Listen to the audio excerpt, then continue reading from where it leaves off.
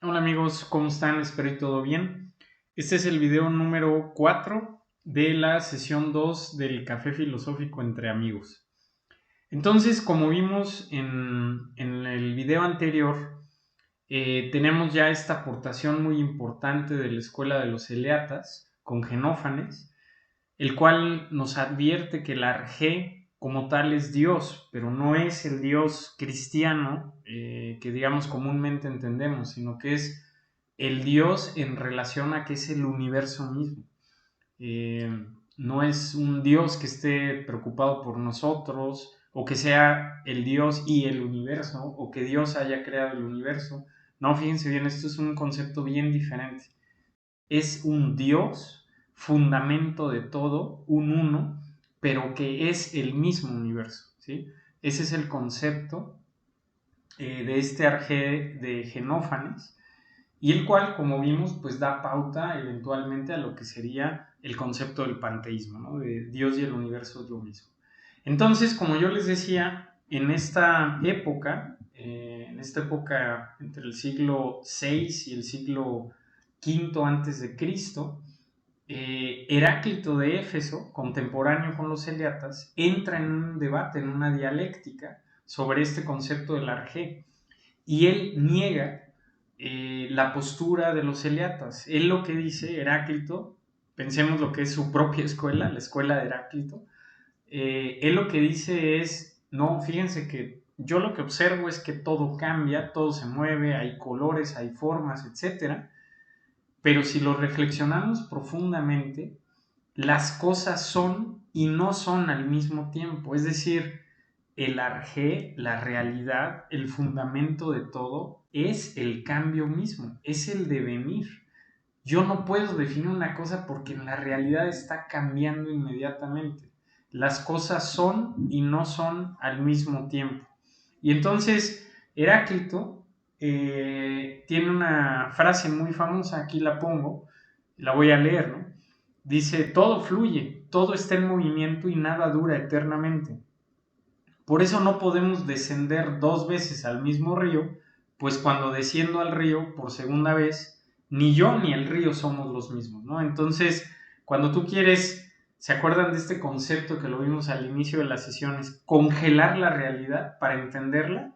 En la realidad la estás falseando, porque la realidad está cambiando, es un cambio constante. De alguna manera vemos este concepto de Heráclito del devenir, del cambio constante. Y para él, este devenir, este cambio, es el propio Argel. Entonces, dentro del libro de Lecciones Preliminares de Filosofía, nos diría García Morente en esta parte de Heráclito, en relación a lo que él decía, la realidad es una continuidad de fluencia, en un continuo cambio, es sucesivamente eso, aire, fuego, agua, lo duro, lo blando, lo alto, lo bajo, todas las cosas, el devenir, el cambio, el fluir, el modificarse continuamente de las cosas, es la realidad fundamental. Las cosas son y al mismo tiempo no son, es un cambio constante. Muy bien, esta fue la posición de Heráclito. Y de nuevo, este pensamiento hay que mantenerlo ahí importante en el radar porque va a trascender eventualmente dentro de la filosofía. Y bueno, los eleatas, a partir de esto, entran nuevos jugadores, digamos, al tema del debate, de la dialéctica, y llega uno, si no es que el más importante, del nacimiento de la filosofía, que es Parménides de Elea. Parménides de Elea es considerado el que da ese primer gran brinco, primer gran avance conceptual abstracto del pensamiento filosófico. Pero precisamente para entender a Parménides, ¿se acuerdan del concepto dialéctico? Yo tengo que entender contra quién está él debatiendo o a partir de qué es lo que quiere él refutar. Y fíjense que la filosofía de Parménides nace, o bueno, se argumenta a partir de refutar a Heráclito. Y Parménides lo que va a decir es, a ver, esta situación de la realidad es, pero al mismo tiempo no es, eso es un absurdo.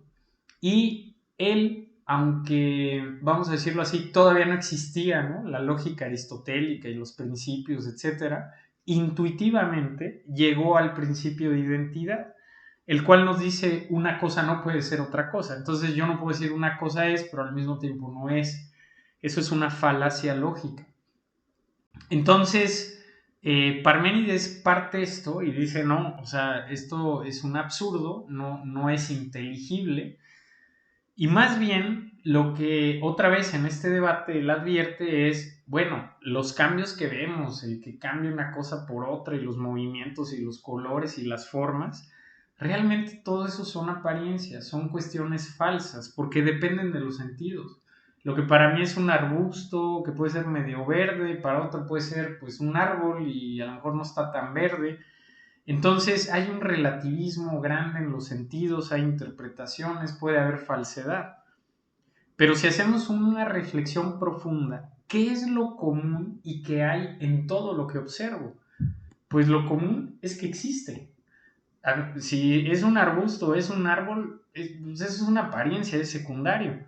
Pero yo no me puedo hacer un lado que hay algo ahí que existe. Su propia existencia del arbusto y del árbol, eso es lo común entre ellos. No el tema del color o qué es arbusto o qué es árbol. Lo común es la propia existencia.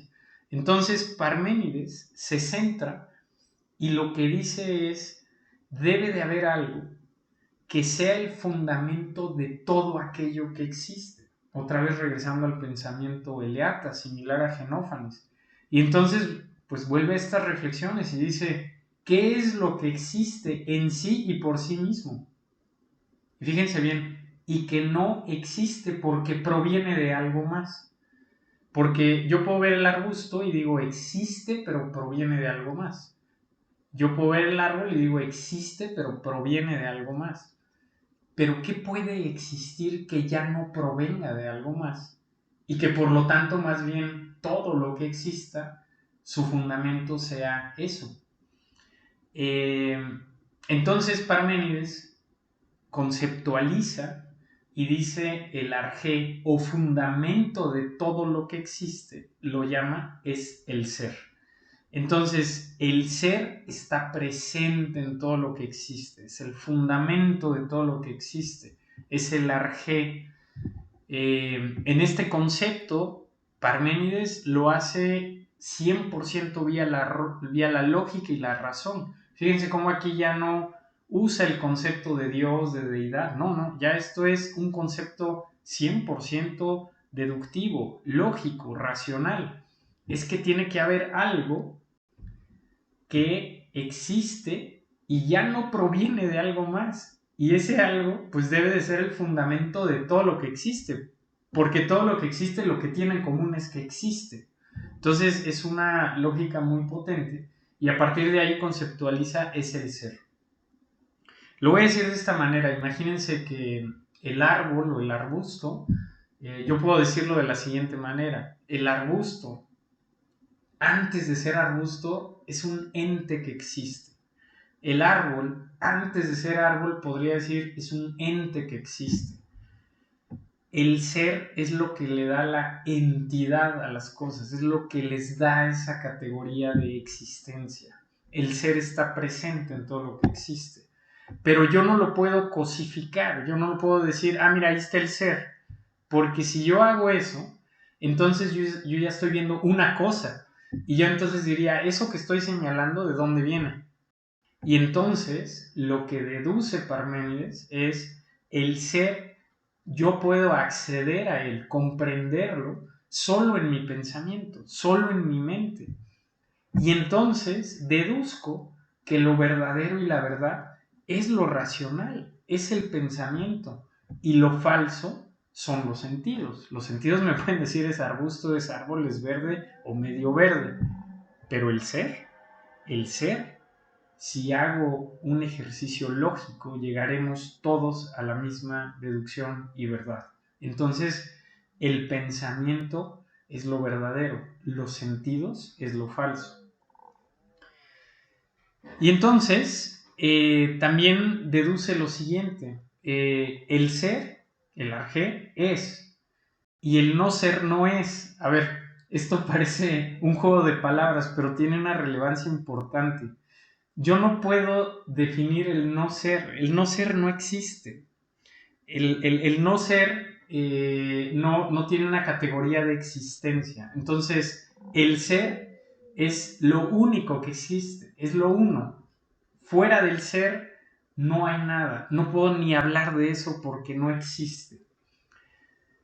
Y bueno, aquí Parménides da un avance importante porque en adición a esto y siguiendo esta lógica, no solamente nos pone enfrente a el ser, sino que encuentra categorías y características adicionales del ser. Entonces, lo que dice es, bueno, ya algo muy similar a la lógica de Genófanes, ¿no? Lo primero es que el ser es único, porque si el ser es el fundamento de todo lo que existe, pues el ser es único, porque si hubiera otro ser, entonces podríamos decir, ¿y de dónde viene ese otro ser? Pero si el ser es el fundamento de todo lo que existe, pues el ser es único.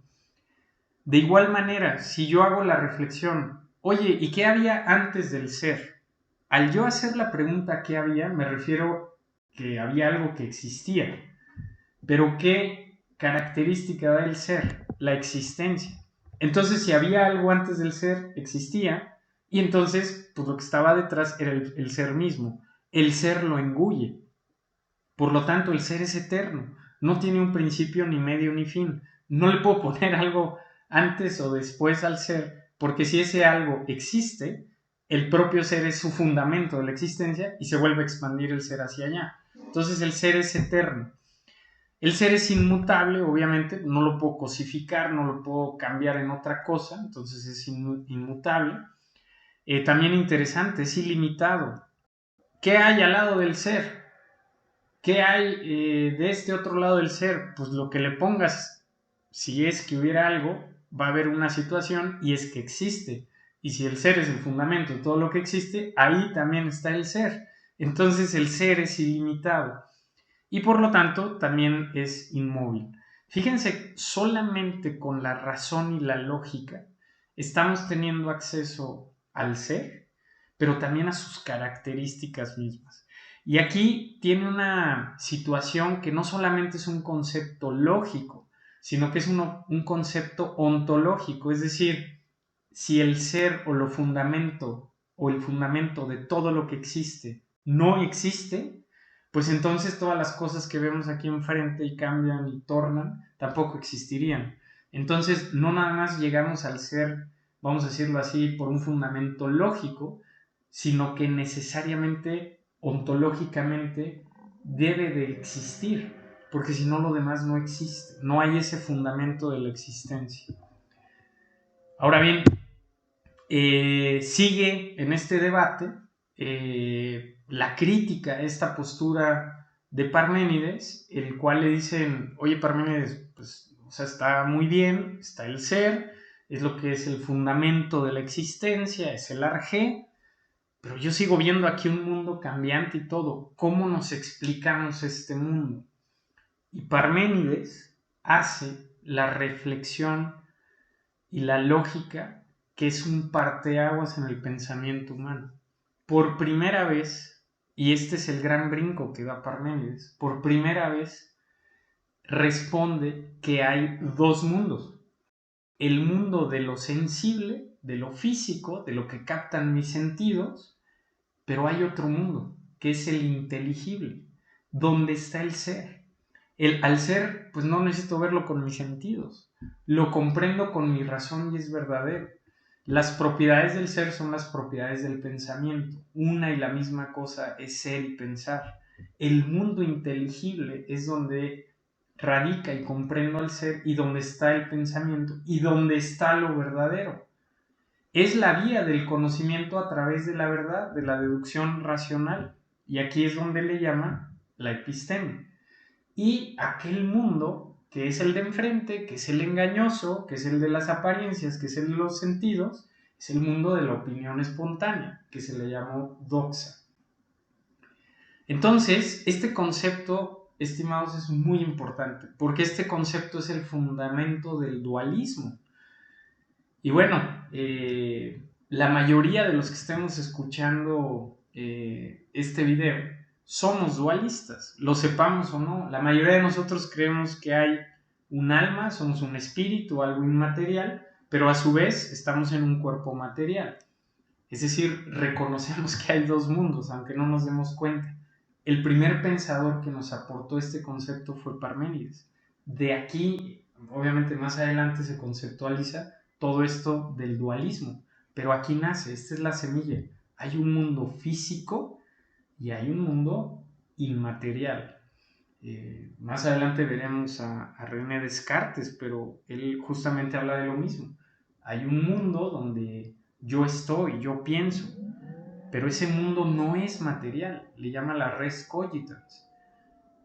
Todo lo que está fuera de mí, diría Descartes, es extenso, existe, y le llama la res extensa.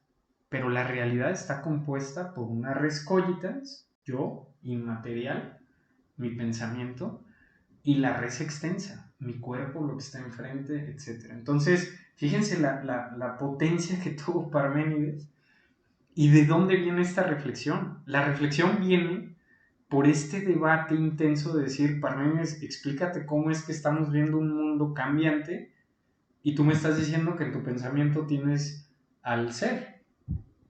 Y la respuesta que, bueno, se me hace fuera de serie, pues es que hay dos mundos, el mundo sensible, físico, y el mundo inteligible, ¿no?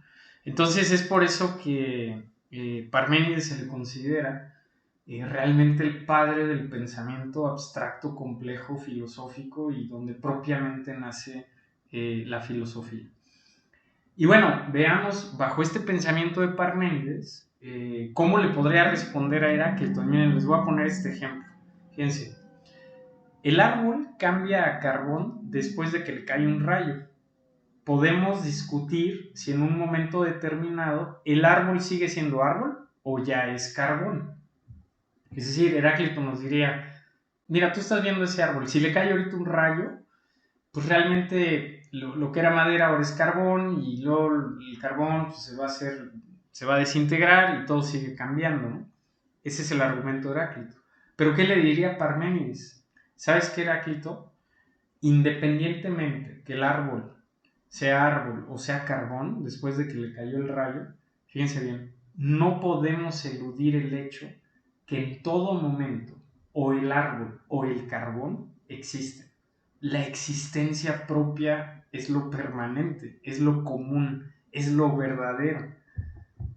En ambos está presente la existencia, en el carbón o en el árbol. Independientemente que cambien y se muevan de un lado para otro, lo que es común y permanente es la existencia, es el ser.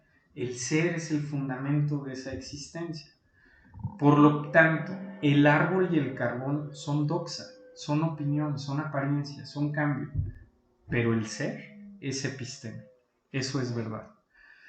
Pues muy bien amigos, con esto vamos a cerrar este video y de aquí vamos a partir al video 5, que sería el último video de esta sección de los Eleatas y Heráclito. Gracias.